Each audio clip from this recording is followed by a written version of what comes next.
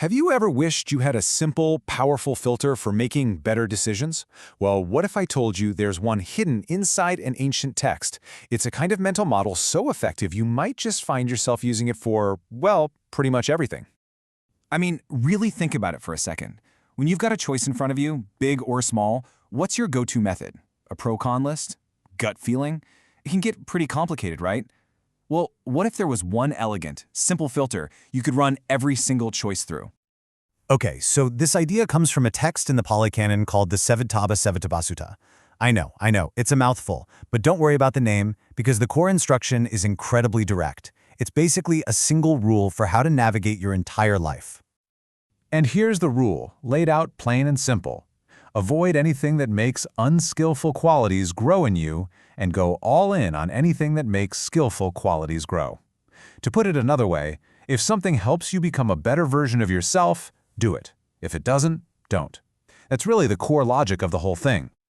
And this simple rule applies to, well, every part of your life. Let's start with your actions. We're talking about the physical things you actually do with your body. You know, from the food you decide to eat to whether you get that workout in. Or maybe don't.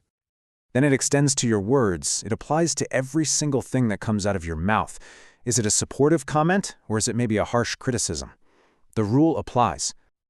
And it goes deeper still, right into your own head. We're talking about your mental conduct, the thoughts that just pop up, the intentions you form. Yep, even these fall under that same simple rule. And this part is absolutely crucial. The text says the rule even applies to the people you decide to be around. The company you keep is either growing what is skillful within you, or it's growing what's unskillful. Now this is where our story gets really interesting. So right now, all of this might seem pretty straightforward, right? Be a good person, do good things, hang out with good people. Got it. But this is where we peel back the first layer, because that simple rule, it's just the beginning. What if the standard English words we use, like skillful, are actually hiding a much more powerful, much more personal meaning? To find out, we have to put on our linguistic detective hats and look at the original language. All right, so we're going to peel back literally centuries of translation to look at two key words from this ancient text. And we're going to use a very special, very old linguistic tool that's designed to find the true intention behind the words themselves. And that tool is called Niruti. Think of it as a way to find a word's DNA. It gets right down to the root, the absolute core essence of a word. So this isn't about some boring dictionary definition. It's about understanding the vibe, the full context of a word as people actually used it 2,500 years ago. Okay, here's our first big clue.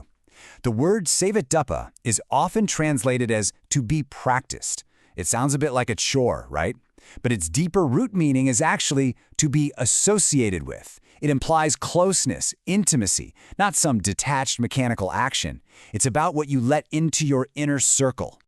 And here's the second massive shift, the word kusalā. We usually hear this translated as skillful, but its deeper meaning is much closer to being healthy, sound, or whole. So you see, it's not about being good at something, like a skill, it's about what is fundamentally good for you, what promotes your inner health and well-being. So when you put those two deeper meanings together, the entire teaching just completely transforms. It's no longer about practicing skills, it's about choosing to associate with what is truly healthy. And believe me, that difference is profound. The first translation, skillful, it feels like this, doesn't it? It feels like a task, something external you do, an item on a to-do list that you can just check off. Practice meditation, check. Be kind, check. But the deeper meaning, healthy, feels completely different. It's not an action you check off. It's a state of being. It's internal.